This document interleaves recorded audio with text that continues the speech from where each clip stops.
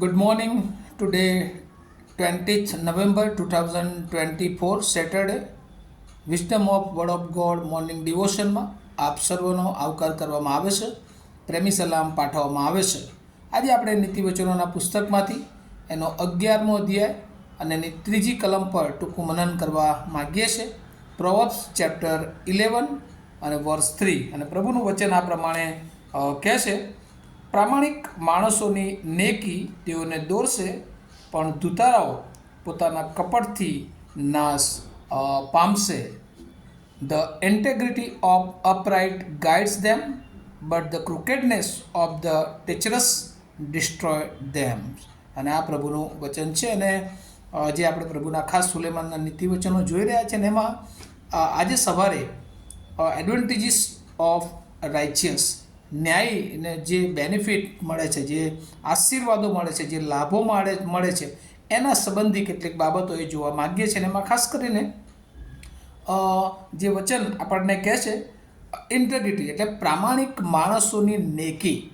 હવે આ જે ઇન્ટેગ્રિટી જે છે અને એ જાણે કે ફેથફુલનેસ, ઈશ્વર સાથે જે વિશ્વાસુપણે ચાલે છે એને ઈશ્વર એ સમયે સમયે દોરવણી આપે છે. કઈ કઈ બાબતોમાં દોરવણી આપે છે, એ લાભો એને મળે છે, બેનિફિટ એને મળે છે, આશીર્વાદો એને મળે છે. તો integrity of honest man guide in way of duty. જે કોઈ એની ફરજ આવે છે અને એ બધી જ ફરજોમાં આ પ્રામાણિક માણસની જે નેકી છે, ઇન્ટેગ્રિટી છે, એ એને દોરવણી આપે છે. ત્યાર પછી વે ઓફ સેફ્ટી, સુરક્ષાનો જે માર્ગ છે એમાં પણ એને દોરવણી આપે છે. કેમ દોરવણી આપે છે? કારણ કે તેની પાસે ચોક્કસ પ્રકારના સિદ્ધાંતો હોય છે. દે હેવ પ્રિન્સિપલ્સ, અને ચોક્કસ પ્રકારના નિયમોથી એ જીવન જીવતો હોય છે. એનામાં એ સિન્સિયરનેસ હોય છે, ગંભીરતા હોય છે, એ સ્ટીડી માણસ હોય છે, અને એટલે એ સ્થિર તો હોય છે. અને દરેક નિર્ણયમાં પણ એના જીવનમાં સ્થિરતા દેખાય છે. કેમ? કારણ કે એની પાસે દેવની નેકી છે. એક પ્રામાણિક માણસ જ્યારે પ્રભુમાં આગળ વધી રહ્યો છે ત્યારે એની પાસે ચોક્કસ પ્રકારના ગુણો હોય છે, અને એ ગુણો એ એને ઈશ્વરને સ્વીકાર્યા છે, ઈશ્વરને આધીન થયો છે. ગઈકાલે આપણે શીખ્યા હતા કે ઈશ્વરને આધીનપણાનો જે આશીર્વાદ છે એ બહુ મોટો આશીર્વાદ છે. અને એટલે પ્રામાણિક માણસોની નેકી તેઓને દોરશે. જો આપણે પ્રામાણિક છીએ, નેકીમાં જીવન જીવીએ છીએ, તો આપણા જીવનને પ્રભુ એ દોરવણી આપે છે. અને એ આપણા માર્ગોમાં, આપણી ફરજોમાં, આપણા રક્ષણમાં પ્રભુ આપણને સતત દોરવણી આપે છે. અને નીતિવચન એનો 13મો અધ્યાય અને એની 6ઠ્ઠી કલમમાં પણ જો જોઈએ તો ત્યાં પણ લખવામાં આવ્યું, સદાચાર યથાર્થી માણસોનું રક્ષણ કરે છે. સદાચાર યથાર્થી માણસોનું રક્ષણ કરે છે. અને એટલા માટે જે આપણા જીવનમાં પ્રભુ ચાહે છે કે હંમેશા ઓનેસ્ટનેસ હોય, પ્રમાણિકતા હોય, ફેથફુલનેસ હોય. આ બધી બાબતો શબ્દો સારા લાગે છે, પણ એ ઓનેસ્ટ જે હંમેશા પ્રામાણિકતા એ આપણને ગાઈડ ટુ ગુડ પીપલ, સારા લોકો તરફ એ આપણને દોરી જાય છે, એ સંબંધો સારા આપે છે. અને એ રીતે આ બહુ ઉપયોગી છે. એટલે જીવનમાં આ જે ન્યાયી લોકોના લાભ છે એમાં બહુ મોટો લાભ છે.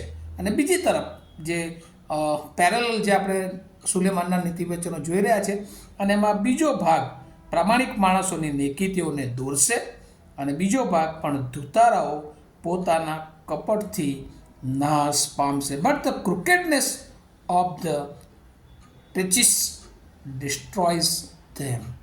ધુતારાઓ છે એ પોતાની જાતને જાણે કે એ નાશ તરફ એ લઈ જશે, પણ ધુતારાઓ પોતાના કપટથી એ નાશ પામશે. અને એટલે પોતે જે કંઈ કપટ કર્યું છે, જે દુષ્ટતા કરી છે, અને એનાથી તેઓ એ નાશ પામશે. અને જે ખાસ વચનો જે આપણા જીવનમાં જો ઈશ્વરને ન ગમતી બાબતો, જે ધ્રુત છે, જે ખોટું છે, જે ફોલ્સનેસ છે, ડિસઓનેસ્ટનેસ છે, એ આપણને હંમેશા એ ડિસ્ટ્રોય કરી નાખે છે. અને અહીંયા અગાઉ પણ આપણે જોયું હતી 13મો અધ્યાય નીતિવચન અને 6ઠ્ઠી કલમમાં લખ્યું છે, સદાચાર યથાર્થી માણસોની રક્ષણ કરે છે, પણ દુષ્ટતા પાપીને ઉથલાવી નાખે છે.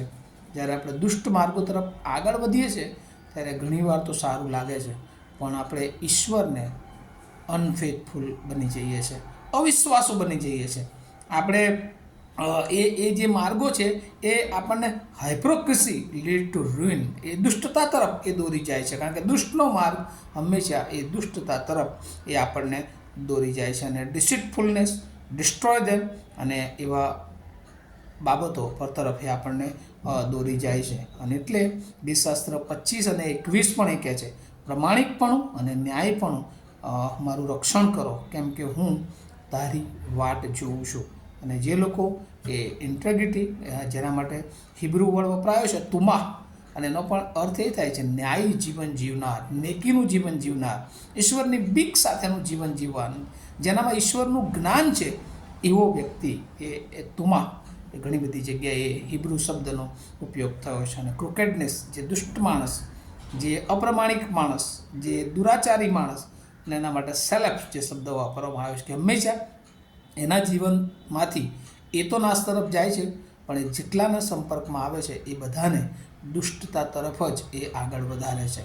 અને આ દિવસોમાં આપણે ન્યાયીઓનો માર્ગ અને દુષ્ટતાનો માર્ગ, સદાચારીનો માર્ગ, દુરાચારીનો માર્ગ, એ સંબંધી નીતિવચનના જે વચનો, જે નીતિવચનો સુલેમાનના જોઈ રહ્યા છે, અને એ દ્વારા પ્રભુ આપણને વધારે પ્રમાણિક, એ ન્યાયી, ઈશ્વરને ગમતું જીવન જીવીને આપણા બધા જ ક્ષેત્રોમાં, ગઈકાલે આપણે શીખ્યા હતા કે આપણે બધી જ જગ્યાએ એ આપણું જીવન એ હંમેશા બીજાઓને નમૂનારૂપ હોય, પ્રમાણિક હોય, લોકો આપણો નમૂનો લઈ શકે. જેમ ઈસુ ખ્રિસ્ત 2025 વર્ષ પૂર્વે આ પૃથ્વી પર આવ્યા, અને આજે પણ કેટલા બધા લોકો એ પ્રભુ ઈસુ ખ્રિસ્તનો એ નમૂનો લે છે. એ ક્રિશ્ચિયન હોય કે કદાચ ખ્રિસ્તી ના હોય, તેઓને પણ ઈસુ ખ્રિસ્તના જીવનનો એ નમૂનો તેઓ લેતા હોય છે.